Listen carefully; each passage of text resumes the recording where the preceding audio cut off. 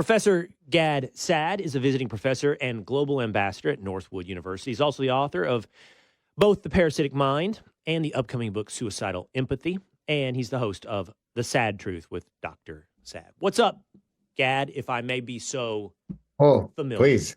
I'm doing great. Congratulations on your continued success. I am very happy to see your voice growing, and I look forward to our chat.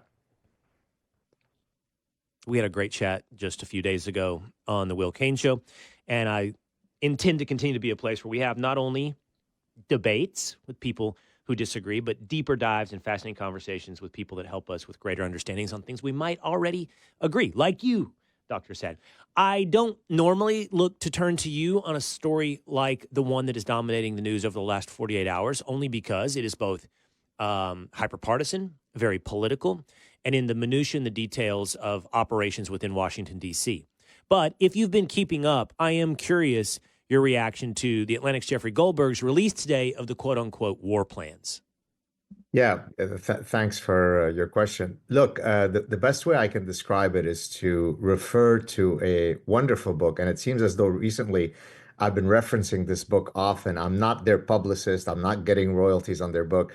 There's a book called The Enigma of Reason by two French psychologists, whereby they argue that our ability to reason did not evolve to seek truth, but rather to win arguments. In other words, truth doesn't matter if I can win an argument against Will Kane. And so, regrettably, what you're seeing with this Atlantic editor is that he's not beholden to some deontological principle of journalistic integrity. He goes to at the truth, whether it is the left side or the right side that engages in a behavior. Clearly, what he cares about is to make the Republicans look bad. And in that sense, your earlier point about hyper-partisanship is exactly that, right? He's not a true journalist. He's not pursuing objective truth. He simply wants that his team wins an argument by making the other team look bad. That's not what journalistic integrity is. You know, and it's an instinct that all of us have to fight, including myself. I think the first step is being honest about the nature of the human mind. And I try to be self-aware. I'm sure you're aware, Dr. Saad, of the Hegelian dialect. And I was practiced, almost trained in the Hegelian dialect in a way by spending, 5 years on ESPN's First Take, where you're presented with a debate, two sides take the debate, and it's winner take all. And in a lot of ways, I respect the format because it's like a challenge of ideas. But I've come to understand also the false frame of a Hegelian dialect. That is, that there are two opposite sides of an opinion, and those two sides need to be pitted against one another. What I've kind of evolved to try to help myself understand is that doesn't necessarily help you arrive at the truth. You need to have a forward advancing conversation that, yes, doesn't have to win every point, and doesn't even have to come out with a championship belt at the end of the match. And some will be right at times and some will be wrong. But you got to start thinking beyond this sort of framework if you really want to arrive at the truth. Indeed. And so in chapter 7 of The Parasitic Mind, I actually have a whole chapter titled How to Seek Truth. And I argue that one very powerful epistemological tool that we can use in seeking truth is to build what I call nomological networks of cumulative evidence. Now, that's a mouthful, so let me break it down for you. So let's suppose I wanted to demonstrate to you that toy preferences are not socially constructed, as most social scientists argue, but rather that there is a universal evolutionary and biological reason why boys prefer certain toys and girls prefer other toys. How would I go about doing that, Will? Well, I can get you data from other species showing you that vervet monkeys, rhesus monkeys, and chimpanzees exhibit the same sex-specific toy preferences. I can get you data from cultures that are very different from the West, say sub-Saharan Africa, where they exhibit the same sex-specific toy preferences. I can get you data from 2,500 years ago where young children are shown on funerary monuments playing with the exact same toys that your children and mine play with today. So what I'm doing here is I offer you distinct lines of evidence, all of which triangulate to making my position apparently a vertical one. And so I don't need to engage in emotional incontinence. I don't need to call you names. I simply show you the data And hopefully I win the argument that way. All right, just to deliver for the audience as well, and then you and I will move on to what I think are some interesting conversations off of what you just shared. What we learned this morning is that in the Signal group chat, as released this morning by Jeffrey Goldberg, is a minute to minute sort of gameplay of what would happen in Yemen strikes on Houthis as shared by Secretary of Defense Pete Hegseth to basically all top cabinet members, and then presumably inadvertently as well, Jeffrey Goldberg. It does say which planes will be used, and it does say what time this will happen. It doesn't say who will be struck, and it doesn't say where there will be a strike. I think there's two questions. Should this have been used on Signal? And I'm in the process of researching this and understanding this, but the bottom line appears to be this. Signal is not officially a government-sanctioned channel for highly classified information. And then you say, well, was this highly classified information? But Signal is also used by everyone in government. And that's the reality of the truth, because it's a better technology, more portable. All the things they have, which we've talked about, like there's one called Sipper. These are not on phones. They're not portable, and the ones that are portable are no more encrypted than Signal. And Signal, even according to Jeffrey Goldberg, and you can put this up 2 days, is considered the gold standard. This is what Goldberg wrote sometime past. He said, Signal, the gold standard of encrypted messaging. So what we're talking about is reality. This is how it's treated. And whether or not it's officially the place where, it should be used, the question is, like, could the Russians or Houthis hack it? And I see no evidence yet that that's the truth, that they could. And then there's the perishable nature of the information. I don't know that anything there is actionable. If the Russians got it, could they understand what was about to happen, share it with the relevant parties, and somehow, as Congressman Jim Himes, who I got in this debate with, said, we could lose an American fighter? I think that strains the imagination. It's not realistic. So it's not this. I think when you come away with it, there's at least one big mistake. That's including Goldberg. Is it a mistake to use Signal? I think that's more of a gray area. And then finally, is it a mistake that amounts to the type of thing we're seeing today from Capitol Hill and splashed across CNN and the New York Times?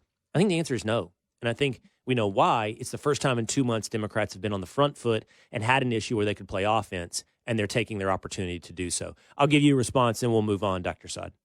Sure. Well, but I mean, your last statement exactly speaks to what I mentioned earlier about the enigma of reason, right? What was the purpose of this editor in sharing this information? If it was because there is some deontological pursuit of truth, then more power to him. But we know that that's not true, because if he was so concerned about the safety of Americans, then he would have been the first one writing editorial pieces when you had a corpse who was president of the United States for 4 years, right? But that's not what he's concerned about. So you know for a fact that the reason why he shared this story is because he knew that it would make his political enemies look bad. That's not how a Yes. journalist should behave, and that's about it. Or not just the incapacity of Joe Biden, if he had shown the same level of outrage over the 13 Marines killed over a mistake in Afghanistan, or if he showed the same level of outrage over General Mark Milley intentionally sharing information with the CCP, or if he showed the same level of outrage over a member of Congress.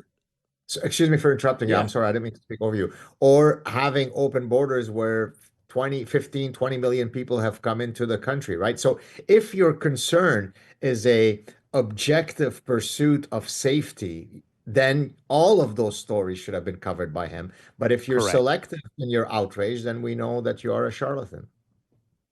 Right. And as I said yesterday, I don't want to hear from Jeffrey Toobin, who is well known to abuse internet communication channels and abuse himself. Or I don't want to hear from Eric Swalwell, who slept with a Chinese spy. So spare me your selective and overhyped outrage. Okay, let's go back to that thing you were just using as an example, men's and women's toys. So I find there's increasing evidence coming out about this that I think is fascinating. First of all, about a week ago, there was polling that showed where we stand as a society in support of Donald Trump versus Democrats. And there's one demographic group that stands out and stands alone, and that is educated white women. Educated white women are over-indexed hugely to anti-Trump, pro-Democrat, and now what we're seeing as well is very accepting or endorsement of wokeism. And I think it's fascinating, Dr. Saad. Like, what does this say? I mean, I want to talk about it through the lens of gender, and I think it primarily is gender, but there is the education factor and also the marital status factor and the race factor. Like, it is single educated white women that index the most apart from the rest of society. Yes, and I mentioned this to your producer prior to coming on the show when he shared with me what we were likely to talk about. I said, well, coincidentally, the story that you're just raising now, sex differences in woke susceptibility, is something that I was exactly writing about yesterday in my forthcoming book on suicidal empathy, because I'm trying to explain what is it that drives, for example, women in Europe to stand as, invaders come in from foreign cultures with a placard that says refugees welcome. You never see guys that look like Pete Hegseth or that look like Will Kane holding those placards. You usually see completely clueless, lobotomized, ultra liberal white women saying refugees welcome. Now, there are several reasons for that sex difference. And from an evolutionary perspective, since I'm an evolutionary behavioral scientist, look, the research is unequivocal that women score higher on empathy throughout the life cycle trajectory of a human being. So from a very young age, you see little girls exhibiting, and there are various forms of empathy. There's cognitive empathy, there's affective empathy, and women do show greater empathy, and we could talk about the evolutionary reason for that. But that makes them more prone to then be parasitized by the misfiring of the empathy module, hence suicidal empathy, right? And so it makes perfect sense that not only would women be more likely to succumb to parasitic ideas, hence wokeism, but then to succumb to an orgiastic, miscalibrated form of empathy, which I call suicidal empathy. It all makes perfect sense. This ties into something I've been thinking about since over the weekend. Actually, it's been going on in my mind for more than a weekend, but I spent a lot of time this weekend reading. And I want the audience and you to understand that when I describe what I'm about to describe, I'm actually not passing judgment. I'm not giving moral endorsement nor moral condemnation. I'm simply noticing. And noticing is nothing more than having eyes, ears, and a critical mind. What has happened in modern society, and you're the perfect guy to talk about this with, because you think of through evolutionary psychology in broad terms, what's happened over the last, let's call it 200 years. It's a little more. It's probably 250 years. In civilizational evolution is nothing short of revolutionary. And it requires us to understand that there's a long history of humanity, thousands and thousands of years of organizing societies, right? And of course, I think we are at the apex. So there is no doubt we have progressed in a positive manner. But it is still no less revolutionary. And I could put that, Dr. Saad, on a number of levels. The creation of the nation state, the revolutionary era of the late 1700s into the early 1800s, all the way through the beginning of the 1900s, actually, where you had the move towards ideology. We created nations now not under kings, but under ideologies of people believing we should organize it in certain ways. And there was different experiments in that. French Revolution, Soviet Revolution, American Revolution. Even like women voting, which is now a little over 100 years old, is a revolutionary concept in the scope of humanity, meaning we've been doing it for 100 years, but we've been on this planet for thousands and thousands of years. And there are outliers. There have been matriarchal societies, but the vast majority were paternalistic societies. And again, I'm not morally condemning, nor am I morally endorsing. All I'm doing is noticing. And it just makes me think like, we are babes. We're like in the startup phase. This is an innovation period. And where this all goes, I mean, we're kind of like in the, it's balls in the air moment, like if you and I were alive in 1650, we would have a reasonable expectation that society was going to look relatively similar to the way it looked in, 1050. There are more similarities between that 500-year span than in the 100-year span that we have just been experiencing. And it's just revolutionary. That's what I'm noticing. It's just, and I have friends who be like, well, who cares, right? Who cares? And what's the point? Well, the point is, I don't know. It's like, this is the nature of progressivism versus conservatism in a way. It's like, I don't know. It's just I just know that we are in a moment of rapid experimentation and change. Yeah, well, to your point, I often argue and remind people that some of the staunchest defenders of the Western tradition turn out to be immigrants who don't come from the Western tradition. Because to your point, we've sampled from the full buffet of possible societies. And the society that the United States has built is exactly, as you said, an anomalous one. It's a little bleep within the greater context of human history. And so most Westerners, most Americans come to the world thinking that this is the default value. This is what how it is everywhere.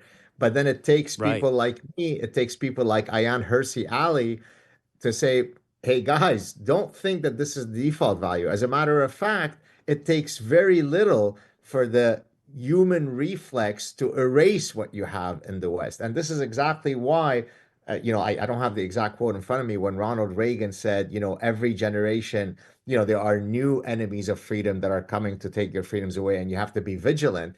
That exactly speaks to that reflex, which is the default value of the organization of human societies is for someone telling the rest of us what to do and feel. This is why it was so easy Yes. for everybody to become sheep during COVID, because we were returning to the Yes. natural state of things. And so beware, be careful. The enemies of liberties are coming for you. Don't take it for granted. That so I got into this debate. It's I am fascinated also as well right now with the concept of frame, which I think this whole signal story is about as well. How it was framed. It was framed for us originally as war plans were leaked to me 2 hours ahead of time, and then you dig into the details. You're like, and so we're all having a debate like based upon that frame. Erase that frame. Goldberg established that frame. Now get into the details and ask yourself really what happened. Um, the frame on this debate I got into is Bomani Jones whips Will Kane's ass. And I don't even know how that frame got created. But we had this debate on ESPN about slavery. And he's like, what do you think caused slavery? And I was like, well, I think basically what I argued was what you just said. It's the human reflex. Like it's a constant throughout humanity. Slavery has been present always, right? And we have to fight against that reflex, that tribalistic nature, that conquest nature. To land at a more enlightened place in society. But that's why it happened. And, his argument back to me was, no, white people did slavery. It was something about it was really simplistic about like the element of race involved. But slavery is the constant, regardless of races, like regardless of races. And so, yeah, the civilization in and of itself, now there's a moral judgment. I am going to say where we are today is better than we were in 1650. But it's fragile, because the reflex is easy to snap back toward. Exactly. And by the way, uh, the fact that you said the existing society that's been built in the United States is inherently superior to other societies is a terrible no-no in the context of academia, right? Cultural relativism, which is one of the dreadful parasitic ideas that I discuss in The Parasitic Mind, says that no, Will Kane, who are you to judge other societies using your standards? You're engaging in cultural imperialism. If other societies wish to Of course I organize am. themselves, sorry? Of course Yeah, I am. exactly. Yes. Exactly. And so what that does is it causes you to become impotent to actual barbaric practices of, say, immigrants coming in. So let me tell you a quick story.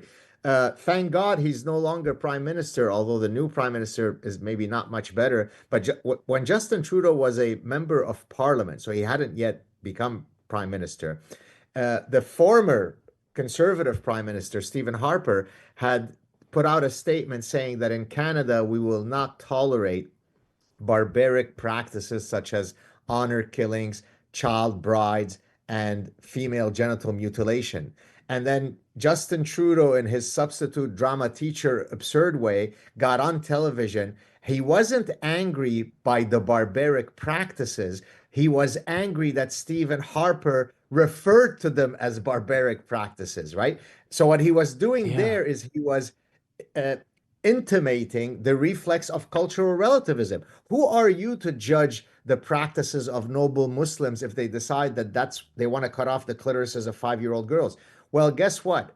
There are deontological moral absolutes, and I will judge those who violate them, and I'm not going to apologize for that. What I also like about the example is like I keep doing this historical thing. I keep going back in time. The civilizational outlier is also in the present tense. Like right now, slavery is going on in other parts of the world. Right now, you have societies organized in these manners that we're talking about that are consistent with the long arc of history. Those are consistent. We are the outlier. This is a perfect segue. I find this a little difficult. So here's the story, Dr. Saad. Here in Texas, not 20 miles from where I am sitting today, in a suburb of Dallas, north of Dallas, there's a proposal for a Muslim community development. I think it's like, I don't know if it's 1,000 acres or 1,000 homes, but it's a development like any other. You know what I mean? Like a planned development. But the planned development will be centered around a mosque, and it will be marketed towards and catered towards in their community development Muslims. Now, the governor of Texas, the attorney general of Texas, are highly concerned that this is going to be a circumvent or runaround around civil law, that they will within their community be using Sharia law, which is not cool, not good, and so forth. And they're looking into this. This though runs. And by the way, I think you and I should talk about the fact that we've seen these experiments play out to some extent in places like outside of London and outside of Paris, and the really negative consequences for Western civilization in those places. But on the other hand, I do feel like in America we endorse the idea of what is it, self-determination, picking your community, organizing around. Like, if Mennonites want to create a community in Pennsylvania, okay, create a community of Mennonites. Same thing of any other minority group. So why should this one, even if we know the practical real world outcomes of it, be treated differently than any other self-selecting group? Right. So let me give a few analogies. Badminton is a sport. MMA fighting is a sport. They're both called sports, but they're very different from each other in their capacity to cause brain damage. The fact that they are both called sports doesn't negate that reality. Here's another one. Fido, your domestic cat, is a feline. The wild lion in this African savanna is a feline, but I will lay down and cuddle with Fido the cat, but I won't lay down and cuddle with the wild lion, even though they're both called felines. So the Mennonites are a religion, the Amish are a religion, Orthodox Jews are a religion, Jains are a religion, and Islam is a religion. They're not equal in their capacity to assimilate in a host society, right? The fact that they are all called religions doesn't mean that they have equal likelihood of, say, committing terror acts. The Jains are such pacifists that when they walk on the street, they actually walk with a broom and they sweep the floor lest they might inadvertently, squash an ant.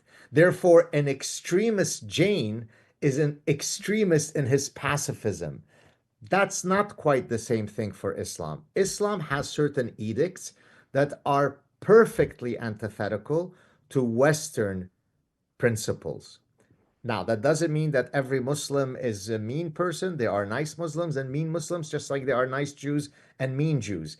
But does Islam contain tenets that are perfectly seditious to the founding principles of the United States? Yes. And so, to your point, we've seen what happens when you build slowly Sharia no-go zones in Sweden, in Italy, in France, in Britain, right? But you have to do it slowly, so that the greater society doesn't go up in arms, right? So let me give you an example from marketing. There's something in marketing called the just noticeable difference. So let's say you are a chocolate making company and you want to increase the price of your candy bar. Well, you can't increase the price because people are attuned to the price. So what you will do is you'll reduce the weight of the candy bar, and you'll reduce it such that it falls below the just noticeable difference, right? So most people can't tell the difference between a 100-gram candy bar and a 95-gram candy bar. So I can slip the fact that I've reduced it from 100 to 95 grams without most consumers noticing. That's how Islam operates when it is in the minority. It's a just noticeable difference. What's the big deal if we set up a community where we peacefully get together? It's just like the Mennonites. Well, it isn't, because once we become the majority, you better wear really good running shoes, Will, and run fast, as I did in Lebanon. So, no, they're not the same thing. Okay, I get all that. And even if we submit that the tenets of Islam separate it from other religions, if we submit that, okay, what does that? But still, in America, what does that look? I know you're Canadian. But you're familiar. I mean, we have a constitution that protects freedom of religion, freedom of association. I mean, I don't know what that does for us. I mean, what that does at the front end is I think it opens up a really real conversation about migration and immigration and who you open your country to. We've always had quotas, and we've always been careful about assimilation. That should be non-controversial. But once we have someone who's an American citizen, I don't know what we can do to say, well, you can't self-associate. Well, you're ready? You want me to be diplomatic, or you want me to be frontal and direct? Which one, which GAD version do you want? You want the I frontal prefer direct, right? direct. Yes, okay. You have to lose that reflex. All religions are not equal. But it's All religions, constitutional, Dr. Sad. It's yeah, literally okay. constitutional in the United States.